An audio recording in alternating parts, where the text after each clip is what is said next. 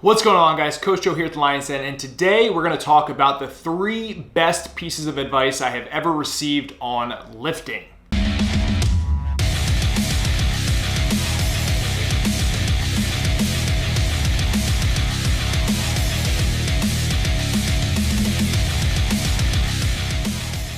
So what's up, guys? No coffee in my hands today, unfortunately, because I have USS Nationals in a couple of days and I've cut out caffeine prior, and then I'm going to inject an insane amount of caffeine into my bloodstream so that I just absolutely dominate and hopefully don't have a heart attack and pass out on the floor. Next video you'll see will be a recap of Nationals, and I'm super excited and pumped. Good luck to all the competitors out there, so be on the lookout for that video in the future. Now onto the good stuff. But like I said, this video is going to be about lifting advice and the top 3 pieces of advice I have gotten over the years that I want to share with you guys. And all I ask for you in return is to drop yours down below in the comments section and like the video if you did, and subscribe to the channel if you haven't already. So the first one comes from years ago in a galaxy far, far away, and I'm just going to give you guys a quick little story of what had happened. I was working out at a commercial gym, doing all the typical beach body stuff. I was doing curls, tricep push downs, lat pull downs, trying to get my chest all puffy and veiny like Arnold Schwarzenegger, because that's what I was watching at the time, was pumping iron.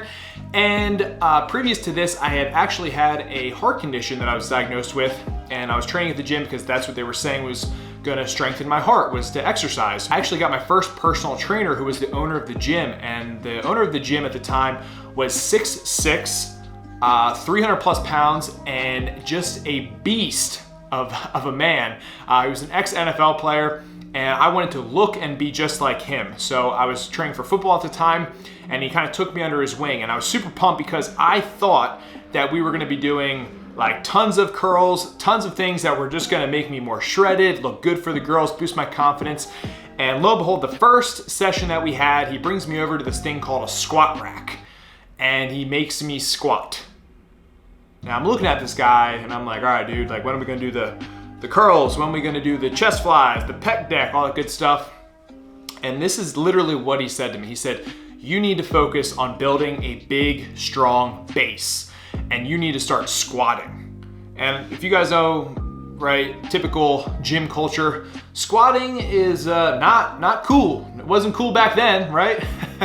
But I'm so grateful that I listened to his advice, and every time I would show up, he would make me squat, bench, deadlift, overhead press. The accessory movements we would do would be things like pull-ups, dips, flipping tires. So you kind of see where I'm getting from, maybe where I got my early onset kind of training principles that I stick tried and true to till this day. And I'm very grateful because all I remember is that all the kids that during that time frame were all just focusing on the beach muscles, and that's all they cared about. And I was in there doing the squats, the bench, the deadlift, the overhead press, and I just started filling out with size and just getting really strong. And I had these huge tree trunk legs and a big ass. And I just remember just looking back on it that I'm so grateful I didn't waste my time on all that little stuff when I was getting into lifting, and I took the years just to build a strong base by doing this movement. So my first big tip of advice is just to build the base. You need to build that base and foundation for your strength,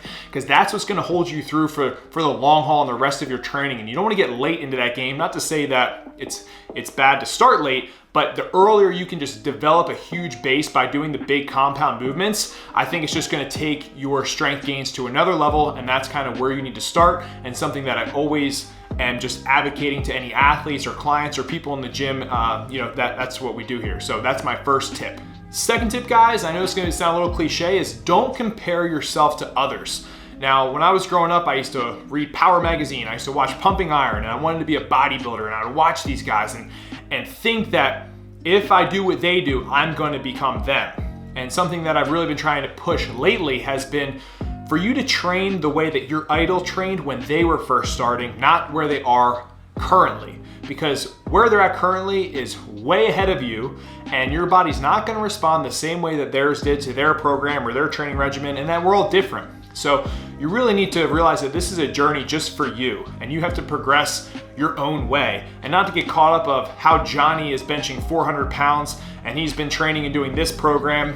That doesn't matter. You need to dial in with what you're doing, what works for you, and understand your body and the programming that works for you personally. And it's super easy to get caught in that mind trap of just seeing other people getting bigger, stronger, faster. And there's always going to be those people no matter what. There's always going to be somebody stronger than me, more powerful than me, you know, just better looking than you, right? Like these things are always just going to be what they're going to be. But at the end of the day, you're going to find lifting to be a way more enjoyable process if you can just shut everything else out and just focus in on yourself. Focus in on what is getting you the best progression, or what is kind of messing you up or stalling you, and finding your own strength and weaknesses, not looking at other people and dictating it off of what they do. So when it comes to that, I would say just kind of keep your head down, focus on yourself, realize it's just going to be a journey with you versus you and not so much other people, and that's going to keep it a lot more enjoyable if you're just not comparing yourself to others out there. All right, so I'm going to keep this all in the theme of probably the younger lessons that I've learned.